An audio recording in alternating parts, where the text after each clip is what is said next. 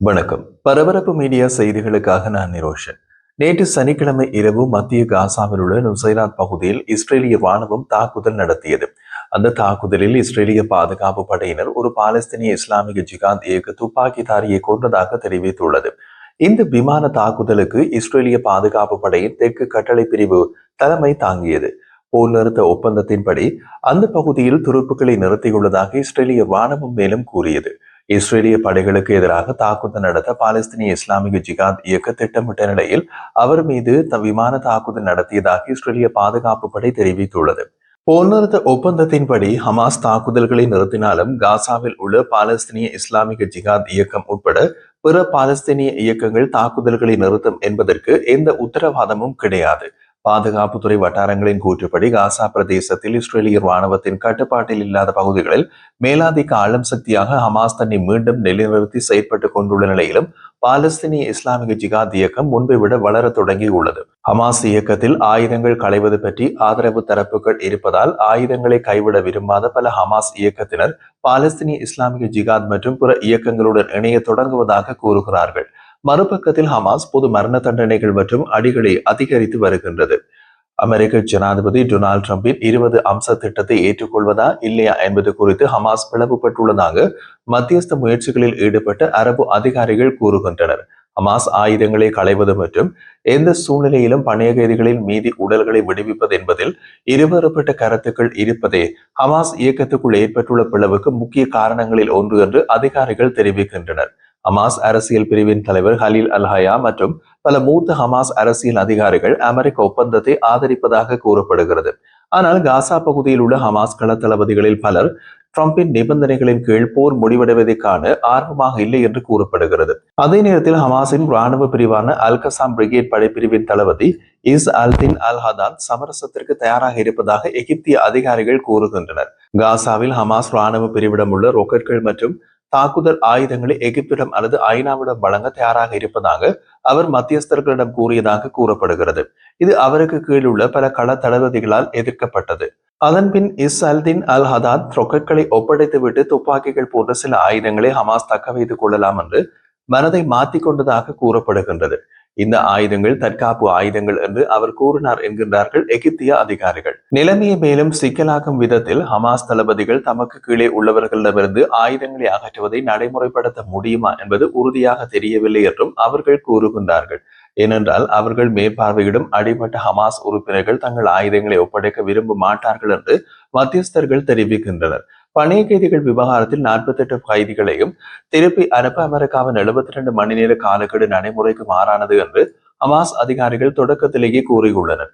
ஹமாஸுக்குள் உள்ள சிலர் இந்த திட்டம் ஒரு உண்மையான சமாதான ஒப்பந்தத்தை விட 72 மணி நேர போர் நிறுத்தம் என்றும் வாதிட்டனர். அதாவது உயிருடன் இருந்த பணைய கைதிகள் மற்றும் இறந்த பணைய கைதிகளின் உடல்கள் 72 மணி நேர காலக்கெடுவுக்குள் கொடுக்கப்பட்டால் அவற்றை பெற்றுக்கொண்ட பின் இஸ்ரேல் முழு போரை தொடங்கிவிடும் என்று அவர்கள் கூறினார்கள். இருப்பினும் அனைத்து உயிருடன் இருந்த பணைய கைதிகள் மற்றும் இறந்த பணைய கைதிகள் சிலரின் உடல்கள் கொடுக்கப்பட்ட நிலையிலும் இஸ்ரேல் முழுமையான போரை தொடங்கவில்லை.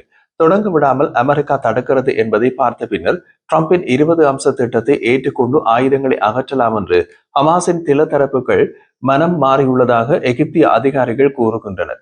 இப்படி ஹமாஸுக்கு பல்வேறு பிரிவுகள் மற்றும் பல்வேறு சிந்தனைகள் உள்ளதால் நிலைமை குழப்பமாகவே உள்ளது. ஆயுதங்களை ஒப்படைத்து விடலாம், ஆனால் வருங்கால காசா நிர்வாகத்தில் பங்கு கேட்கலாம் என்பது மற்றொரு ஹமாஸ் தரப்பின் விருப்பம். அதற்கு அவர்கள் கூறும் காரணம், போரின் போது ஹமாஸ் இயக்கத்தினர் ஆயிரக்கணக்கில் கொல்லப்பட்ட பின்னர் ஹமாஸ் இயக்கம் புதிய உறுப்பினர்களை வெற்றிகரமாக ஆட்சேர்ப்பு செய்திருந்தாலும் பலர் பயிற்சி பெறாமல் உள்ளனர். பெரிய எண்ணிக்கையில் புதியவர்களை வைத்துக் கொண்டு இஸ்ரேலின் பலம் வாய்ந்த இராணுவத்துடன் போர் புரிவது தற்கொலை முயற்சிக்கு ஒப்பானது என்று அவர்கள் கூறுகிறார்கள். இஸ்ரேலிய இராணுவத்தின் முன்னாள் மூத்த அதிகாரி அமீர் அவிவி அது பற்றி கூறிய போது, இந்த பேச்சுவார்த்தைகள் உண்மையானதாக மாற தொடங்கியதற்கு இதுவே காரணம் என்று கூறினார். அவர் மேலும் கூறிய போது, போர் தொடங்கியதிலிருந்து ஹமாஸ் தாங்கள் அழிக்கப்படுவார்கள் என்பதை புரிந்து கொள்ள தொடங்குவது இதுவே முதல் தடவை என்று கூறினார். இருப்பினும் ஹமாஸ் உள்ள பிளவுகளை ஒன்று சேர்த்து ஒரு முழுமையான போர் நிறுத்தத்தை நடைமுறைப்படுத்துவது மிகவும் சவாலானது. அரபு மற்றும் இஸ்ரேலிய மத்தியஸ்தர்கள் ஹமாஸ் இப்போது சிறிய பிரிவுகளில் செயல்பட்டு வருவதாகவும் அவை பெரும்பாலும் சுயாதீனமாக செயற்படுவதாகவும் கூறுகிறார்கள்.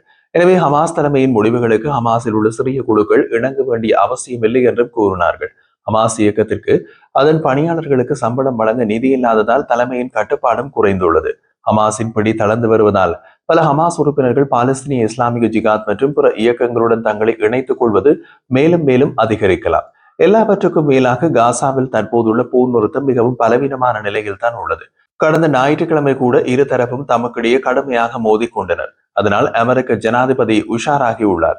காசா போர் நிறுத்தம் காரணமாக தமக்கு அடுத்த ஆண்டாவது நோபல் பரிசு கிடைக்கும் என்று ஆவலுடன் ட்ரம்ப் காத்திருக்க, மீண்டும் காசாவில் போர் தொடங்கினால் அவரது ஆசை எப்படி பலிக்கும்? போர் மீண்டும் தொடங்காமல் இருப்பதை உறுதி செய்வதற்காக ட்ரம்ப் நிர்வாகம் இந்த வாரம் இஸ்ரேலுக்கு பல உயர்மட்ட நபர்கள் மற்றும் அதிகாரிகளை அனுப்பியுள்ளது. ட்ரம்பின் சிறப்பு தூதர் ஸ்டீவ் விட்காப் மற்றும் ட்ரம்பின் மருமகன் ஜெராட் குஷ்னர் ஆகியோர் வார தொடக்கத்தில் சென்றனர். அவர்களுடன் அமெரிக்க துணை ஜனாதிபதி ஜே.டி. வான்ஸும் இணைந்தார். ட்ரம்பின் சிறப்பு தூதர் ஸ்டீவ் விட்காப் மற்றும் ட்ரம்பின் மருமகன் ஜெராட் குஷ்னர் ஆகியோர் வியாழக்கிழமை அமெரிக்கா திரும்ப அமெரிக்க ராஜாங்க செயலாளர் மார்க்கோ ரூபியோ உள்ளூர் நேரப்படி வெள்ளிக்கிழமை அதிகாலை சென்றார். தவிர அமெரிக்க ராணுவம் இஸ்ரேலில் இருந்து காசாவை கண்காணிக்கின்றது. குறிப்பாக அடுத்த 2 வாரங்களில் போர் நிறுத்தத்தை நிலையாக வைத்திருப்பது முக்கியம் என்று ரூபியோ இஸ்ரேல் போய் இறங்கிய உடனே சென்ற போது கூறினார். ஞாயிற்றுக்கிழமை ஹமாஸ் இஸ்ரேலிய துருப்புகள் மீது தாக்குதல்களை நடத்தியதாக இஸ்ரேல் கூறியது. அதில் தெற்கு காசா நகரமான ரஃபா அருகே 2 துருப்புகள் கொல்லப்பட்டனர். பதிலுக்கு இஸ்ரேல் ஹமாஸ் சுரங்க பாதைகள், ஆயுத கிடங்குகள் மற்றும் பிற ராணுவ உள்கட்டமைப்புகளில் சுமார் 120 வெடிப்பொருட்களை ஏவியது. ஹமாஸ் அதிகாரிகள் இஸ்ரேலிய துருப்புகள் மீதான தாக்குதல் குறித்து எந்த தகவலும் தமக்கு தெரியாது என்று மறுத்து ரஃபா பகுதியில் தமது தளபதிகளை இழந்ததாக கூறினார்கள். ஆனால் அரபு மத்தியஸ்தர்கள் மற்றும் இஸ்ரேலிய ராணுவ அதிகாரிகள் நடந்த சம்பவங்கள் ஒரு விபத்து போல் தெரியவில்லை என்று கூறினார்கள். கடந்த ஞாயிற்றுக்கிழமை நடந்த போர் இரு தரப்பினரும் தமது நிலைப்பாட்டுக்காகவும் புதிய தந்திரோபாய விதிகளை நிறுவுவதற்காகவும் எவ்வாறு சாம்பல் மண்டல போரில் ஈடுபடுகிறார்கள் என்பதை காட்டுகின்றது. சாம்பல் மண்டல போர் என்பது முழுமையான போரும் இல்லை, முழுமையான அமைதியும் இல்லை, எந்த நேரமும் எதுவும் நடக்கலாம் என்பதை குறிக்கிறது. ஹமாஸின் தொடர்ச்சியான தாக்குதல்கள் இஸ்ரேலுக்கு எதிரான தொடர்ச்சியான ஆயுத போராட்டத்துக்கு முன்னுதாரணமாக அமைகின்றன என்று இஸ்ரேலில் சிலர் வாதிடுகின்றனர். இப்போது அனைவரும் தரையில் தத்தமது நிலைப்பாட்டை உறுதி செய்ய முயற்சிக்கின்றனர். இஸ்ரேலின் நிலைப்பாடு காசாவில் ஹமாஸ் மீண்டும் தலை தூக்க கூடாது. ஹமாஸின் நிலைப்பாடு காசாவில் மீண்டும் ஆயுதங்களுடன் அதிகாரம் செலுத்த வேண்டும்.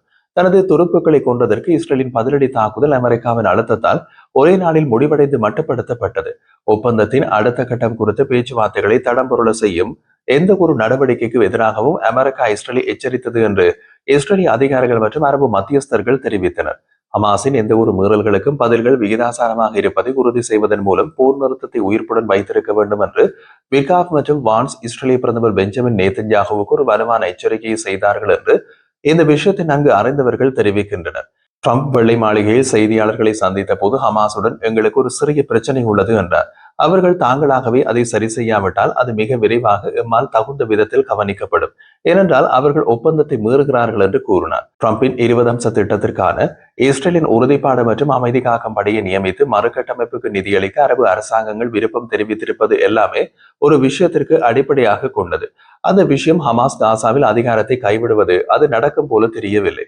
தாமதங்களின் ஆபத்து என்னவென்றால் மறுகட்டமைப்பு நிறுத்தப்படலாம் அல்லது இஸ்ரேலின் கட்டுப்பாட்டில் உள்ள 53% காசாவில் மட்டுமே நடைபெறலாம்.